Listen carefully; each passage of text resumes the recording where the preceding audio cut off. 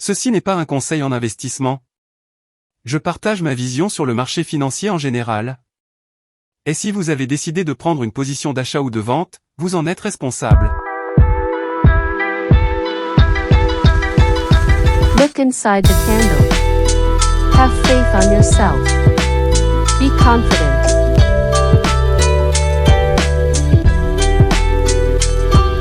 Let's go and earn some money.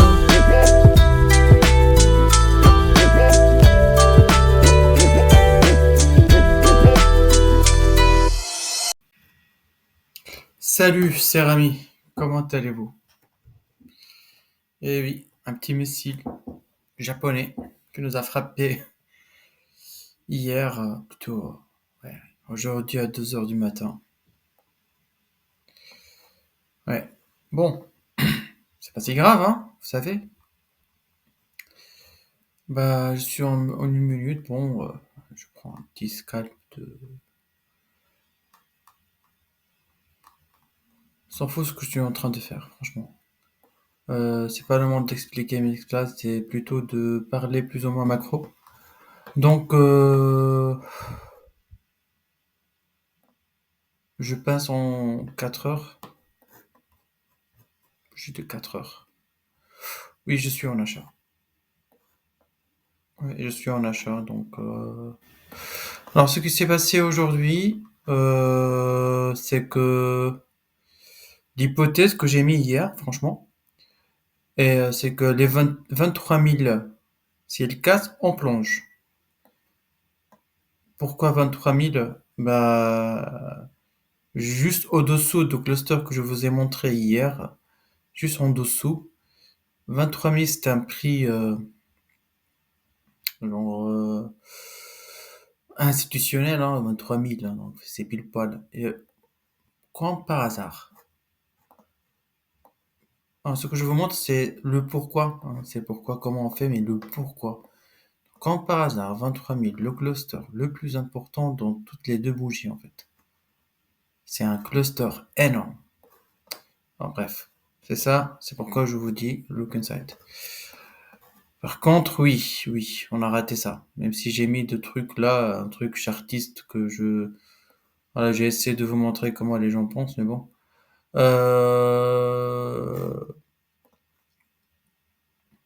En fait, normalement, ce qu'on doit faire avec le cluster à 23 200, je me rappelle, voilà, du chiffre après. Normalement, ça devrait être un ordre OCE, c'est-à-dire quand le prix en fait en fait le prix ira à 23 200, il y a un ordre de vente qui sera déclenché, donc de façon conditionnelle, et tu prends le short avec. Parce que en fait, comme je vous montrais, dans cette zone-là, il y avait un cluster, je vais pas zoomer une autre fois.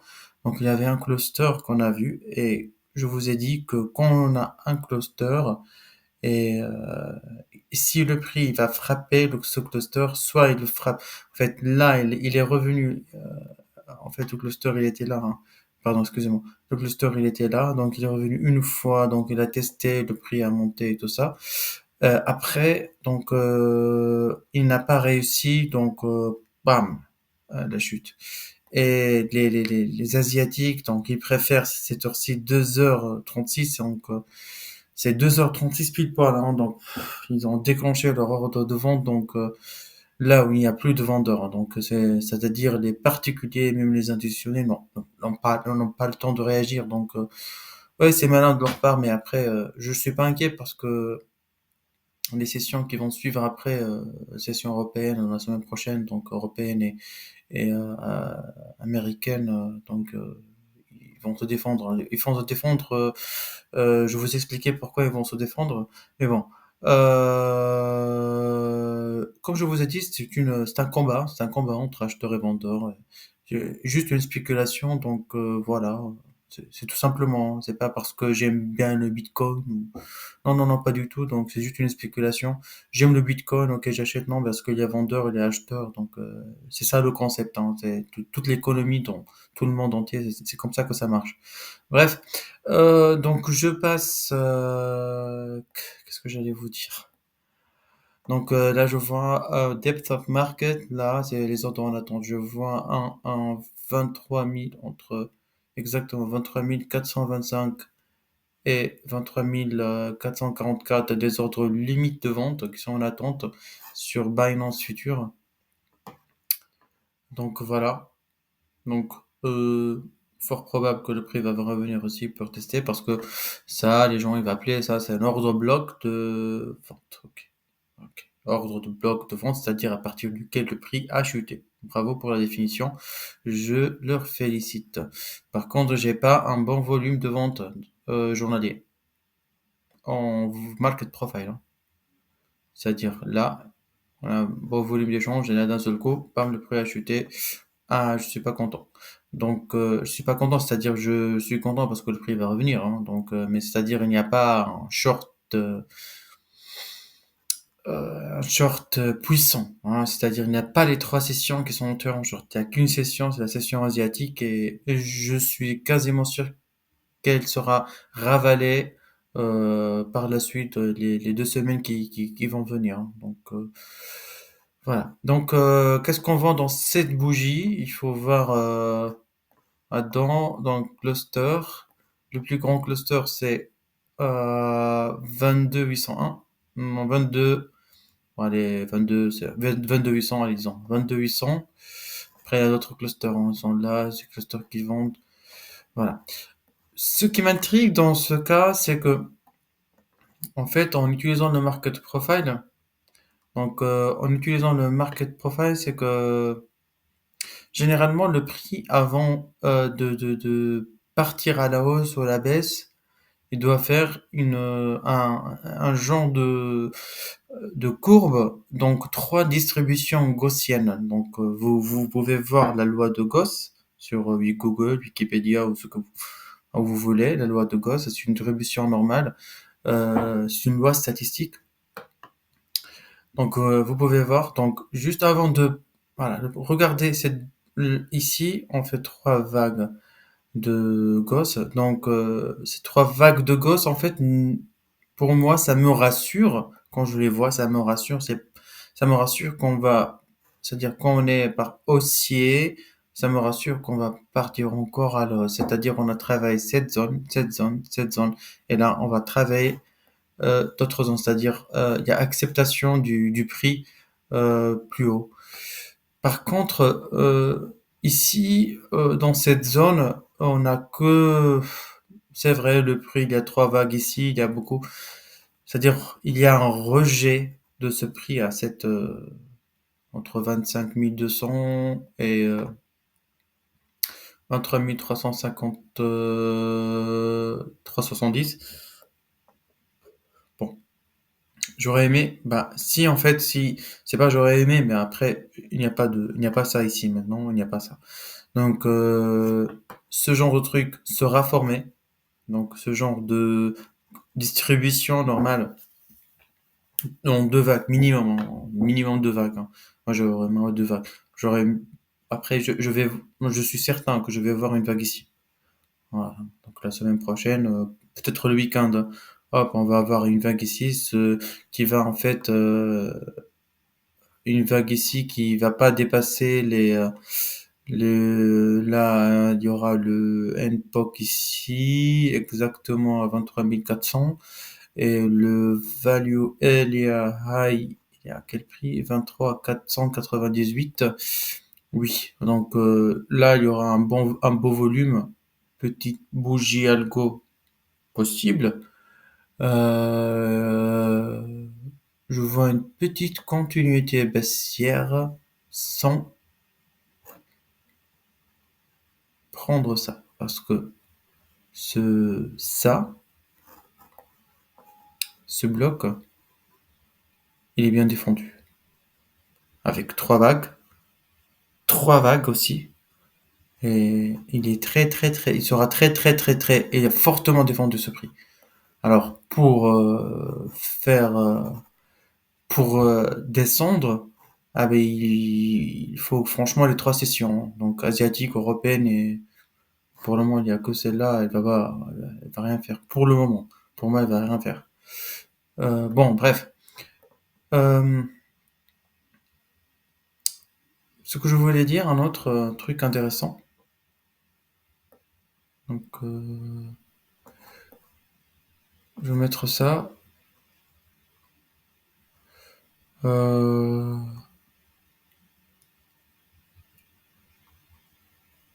ouais.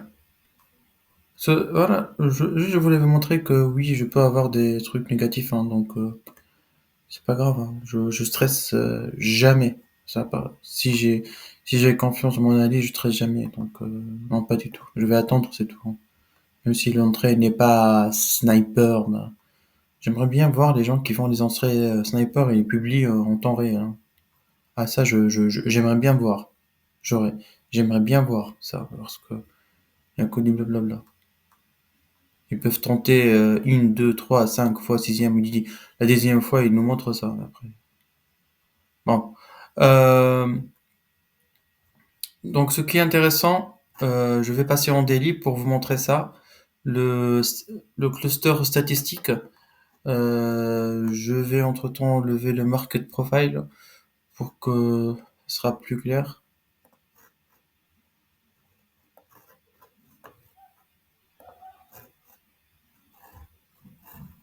Ah, pardon, excusez-moi.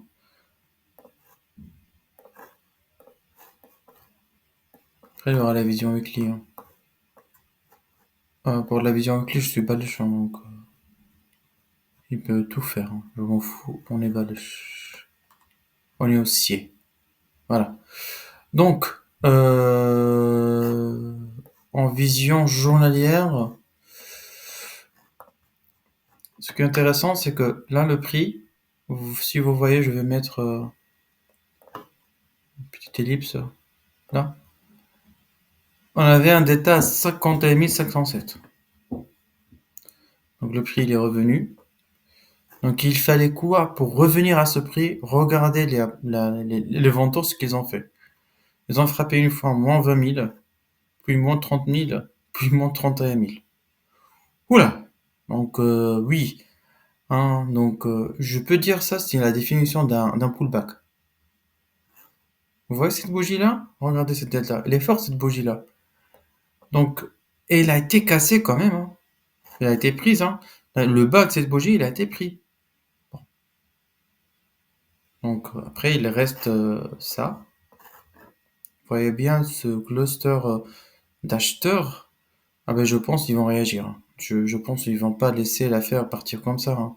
Parce que là, oui, en tout cas, ce que je suis sûr, c'est que le prix sera défendu. Il y a une possibilité que j'élimine pas, c'est que un petit squeeze de tout ça, une session euh, qui va squeezer tout ça et partir en flèche. C'est fort probable tout ça. Donc voilà, ça en fait ce sont des zones à trouver des zones à scalper, à faire peut-être à faire un swing hein, parce que je trouve un swing. Oui, pour un swing, hein, pour chercher les 28 et 28K. Par contre, il y a un truc donc intéressant. Bah, je pense qu'il y a beaucoup de traders qui font ça. Oups, pile poil. Bon. Un ordre bloc, il est revenu tester l'ordre bloc. Ah oui, c'est fortement possible. Mais quand j'ai ce genre de bougie à moins 31 delta, hein, j'ai j'ai quand même un peu peur parce que je veux voir la réaction au 23K avant. Parce qu'il est possible sur la vraie 23K, cela veut dire que ce cluster-là, il y a deux possibilités, il y a deux hypothèses. Comme je vous ai dit la dernière fois, quand on a un cluster, c'est la façon comment on va tester ce cluster. Si on va l'attaquer fortement, c'est-à-dire on va le prendre avec force, c'est-à-dire il y a une continuité du mouvement. Si on va juste le reprendre pour faire une continuité du mouvement, donc il y a deux hypothèses, c'est 50-50. Hein. Donc voilà, on peut pas voir ça sans footprint, je vous le dis, hein. Donc, vous pouvez pas. Faut voir les contrats, nombre de contrats achetés à ce prix. Donc, voilà. Malheureusement, hier, j'étais pas devant l'écran parce que, franchement, si j'étais devant l'écran, franchement, je le prendrais ce short, hein, parce que je le prendrais ce short parce que hier, je me suis arrêté, je me souviens, si je me mets en 30 minutes, euh, hier, je me suis arrêté, oui, ici. Je me suis arrêté ici. Ouais, en fait, ce cluster-là qui a été pris, et après, j'ai fermé, franchement, je vous cache pas, je, je me suis allé coucher. Franchement, si j'ai vu ça, 1861, 67, j'aurais tout clôturé. Après, en fait, c'est la même chose, hein. La bougie étranglée, vous la voyez, et qui ouvre ici. Regardez, regardez bien. Bougie 30 minutes qui est étranglée, et on a un, deux, trois, je sais pas combien de ticks là, qui sont en rouge. Et même s'il y a un cluster acheteur, mais une frappe, deux frappes, trois frappes, et tu prends ton short. Après, une bougie manipulatrice ici qui, euh, qui nous donne un petit espoir. Mais non. Donc, voilà. Voilà. Quand on a un cluster et on n'arrive pas à passer, dites-vous donc voilà. Donc on peut pas. Donc on va continuer le mouvement, tout simplement. Après, il y a l'accumulatif delta qui est par hasard. J'aime bien ça parce que, comme par hasard, hier, il est arrivé juste à presque zéro, et bam, elle a chuté. Donc, l'accumulatif delta, dans certains cas, je dis bien dans certains cas de figure, elles ne servent à, genre, support résistance, voilà. On arrive à cumulatif delta 0, paf, on chute, 0, paf, on chute, 0, paf, on chute. À un certain moment, on va la casser comme celle-là. Donc, et quand on casse, bah, franchement, on est dans un truc d'une manipulation extrême, hein. C'est pas un marché facile à traiter. Je l'avoue, c'est pas du tout facile. Donc, non. Pour le Bitcoin, hein. Et pour les autres, voilà. Alors, ce qui se passe maintenant, allez, un petit, eh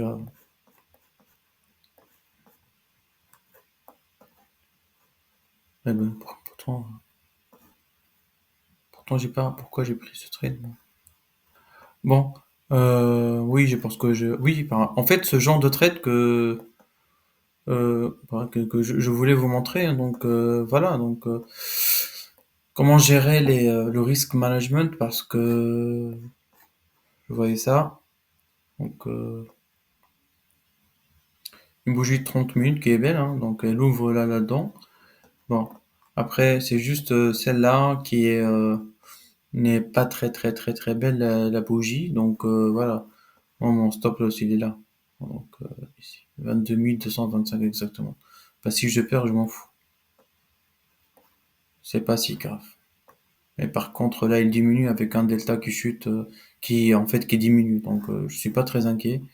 Et là, il y a les vendeurs qui sont en mode, qui commencent à avoir en mode sandwich. Là, les acheteurs, ils se placent. Les vendeurs, ils essaient de pousser. Non, voilà, c'est juste une entrée que n'est pas sniper, c'est tout. Voilà, erreur de ma part, ça arrive, je suis pas un robot. Bon, mais voilà, parce que là, en fait, j'ai vu une petite bougie sandwich et mon stop loss, c'est cette bougie-là. Donc, en fait, c'est cette bougie-là où, comme je vous l'ai dit, il y a des ticks acheteurs. Donc, j'ai vu 4. Après, la bougie, celle d'après, elle casse pas. Et après, le delta, bon, ici, il est à 39 qui est inférieur à celui d'avant. Mais après, donc, voilà. C'est pourquoi j'achète, hein. Donc, je vous le dis, ça veut pas dire, mais même si cette bougie n'est pas belle, hein. Donc, cette bougie n'est pas belle, hein. Donc, mais bon. C'est qui me dit aussi c'est ça, c'est le cluster. C'est le cluster statistique. Oui, c'est le cluster statistique. C'est le delta change. Je travaille beaucoup avec le delta change en scalping, hein, quand je prends en considération énormément le delta change. Là, cette bougie, donc il y a le delta change, donc qui est positif. Donc ouais, j'attends qu'il revienne. Donc c'est pourquoi je l'ai pris, hein. Je suis à combien de 22 000, je l'ai pris à 22 342, je suis à 22 300, bon ça va. Et c'est pas très loin, hein, donc il peut juste en petite 15 minutes, il peut monter. Bon, bref, donc voilà. Et en vue weekly, notre Bitcoin, qu'est-ce que nous a fait? On a deux hypothèses, il n'y a pas 1000, hein. Donc ça prend un peu de temps pour voir, pour télécharger weekly sur Atas. Euh, Bon, heureusement, bon, hier, je suis content parce que je n'ai pas éliminé l'hypothèse que ça chute. Et on peut pas être sûr de nous à 100%. Euh, Ce qui fait la qualité d'un trader, c'est que tout trade on prend, c'est la gestion du risque et la gestion du patrimoine et voilà, c'est ce genre de... c'est ça un trader, c'est le risque, hein, c'est la gestion du risque. Bon, en weekly, on est où? Donc, comme vous voyez, avant de décoller, il faut une belle que distribution gaussienne en 3, 4, 5, 6 vagues, hein, de plus. Donc, voilà, on est là. Vous voyez très bien, weekly, on a ça. Donc, le prix, il est revenu pile poil dans la creux, si on voit très bien la creux. Je zoome un peu pour que vous voyez le creux, il est là. Donc, le prix aime bien les creux. En market profile, hein, en market profile, c'est-à-dire vous pouvez définir vos targets selon les creux, le NPOC, le VAH, le Value Area High et le Value Area Low. Donc tout ça sont des targets quand l'ordre flow le permet. Donc, je vais partir une autre fois pour l'ordre flow. Donc là, on est en train de... Le problème, ce qui m'inquiète là, c'est le volume échangé ici. Donc pour casser ça, franchement, il faut une belle force aussi, hein. Là, on est parti pour un beau volume de short ici. Donc, moi, j'analyse ce que je vois, hein. Donc, là, le volume, il est monstrueux de vente. Entre 23 500 et 23 250. Je pars du Bitcoin. Je dis bien, je pars du Bitcoin. Et chaque actif a son chemin. Il peut être corrélé au Bitcoin, soit positivement, soit négativement, soit neutre. D'accord? Donc, vous ne confondez pas. On peut avoir des actifs qui pimpent, hein. Le Bitcoin, il fait rien. Il chute et d'autres, ils font fois 500%. Donc, je pars du Bitcoin. Donc, je me demande, est-ce qu'on est bien dans cette figure-là? Cela veut dire on est là. Hop, on part ici, on fait un autre truc pareil. Fort probable. Je dis bien, c'est fort probable. Mais avant tout, j'attends une autre, en fait, un petit plus, c'est comme celui-là, en fait, exactement, cette bougie-là. Donc, un petit prise de liquidité, tester ça sans le casser. Il y a une autre possibilité, une probabilité, je dis bien une probabilité parce qu'il y a un POC ici, parce que cette zone-là, elle est 21, ouais, ouais, probable, fort probable. Je dis bien fort probable. Cela n'empêche pas que le prix peut partir directement. 21 150, exactement. Le NPOC, il est là. Je trace.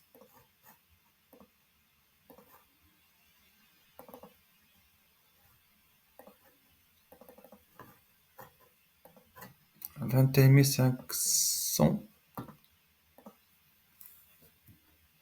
Oh mince.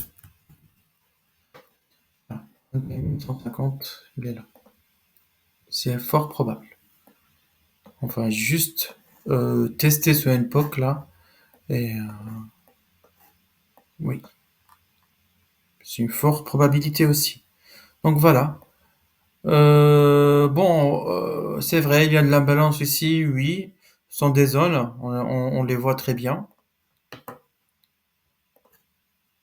Et franchement, en fait, toutes ces zones-là, oui, c'est fort probable aussi. Mais je crois pas que c'est pour le moment. Bon, voilà, toutes ces zones-là, vous voyez, hein, de l'imbalance et tout ça. Oui, oui, on les voit très bien. Mais bon, moi, je m'intéresse plutôt en haut pour le moment. Parce que franchement, une bougie mensuelle comme celle-là au mois de janvier qui ravale combien de semaines, ça a un impact quand même, hein. Ça a un impact. En fait, c'est l'ordre flow qui nous montre qu'on est haussier pour le moment. Cette zone-là, on va la travailler après, pas pour le moment. Ce que je vois, et ce que je vous partage. Donc voilà. Ça, c'est un petit aperçu de le market profile, comment j'analyse le market profile en weekly et daily, mais pas en 30 minutes, parce qu'en 30 minutes, c'est autre chose. Je vous dis bien, c'est autre chose. C'est pas la même analyse. Donc voilà. Et sur ce, j'espère que vous êtes en spot sur les altes, parce que on sait jamais. N'importe quelle alt peut pumper à tout moment. Et je compte bien réaliser un défi de 1000 $ jusqu'à 10 000 $ en un mois. Et je vais partager ce que je fais sur Twitter. Et je vous remercie beaucoup. Euh, je vous souhaite un agréable week-end. Et voilà.